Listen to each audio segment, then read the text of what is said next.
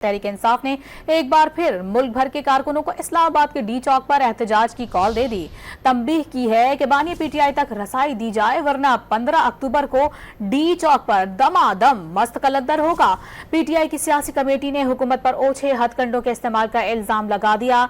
शेख वकास अकरम ने अडियाला जेल में बानी से मुलाकात की इजाजत मिलने पर एहतजाज मौखर करने का इंदिया दे दिया।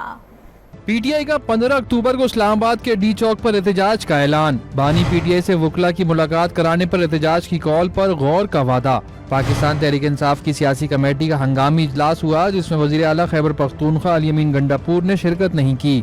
इजलास के बाद सेक्रेटरी इत्तलात शेख वकास अकरम की जानिब से जारी इलामिया में कहा गया कि 15 अक्टूबर को इस्लामाबाद के डी चौक में भरपूर एहतजाज किया जाएगा, जिसके लिए मरकजी कमेटी से लेकर इलाकाई सतह तक तमाम तंजीमी जिम्मेदारान और विंग्स को तैयारियों की हिदायत कर दी गई। डी चौक एहतजाज की तैयारियों के लिए पंजाब का शेड्यूल इजलास मनसूख कर दिया गया। तहरीक इंसाफ के सेक्रेटरी इत्तलात शेख वकास अकरम ने पेशकश की कि पीटीआई वकला को अडियाला जेल में कैद साबिक वजीर आजम से मुलाकात की इजाजत दी जाए। अगर मुलाकात करवा देते हैं तो अगला लाएअमल और होगा। डॉन न्यूज के प्रोग्राम में गुफ्तगू करते हुए उन्होंने इल्जाम आयद किया कि अडियाला जेल में कैद बानी पीटीआई को बतौर खास बर्बरियत के नए सिलसिले का निशाना बनाया जा रहा है। बावर कराया कि गंडापुर भी एहतजाज में शिरकत करेंगे।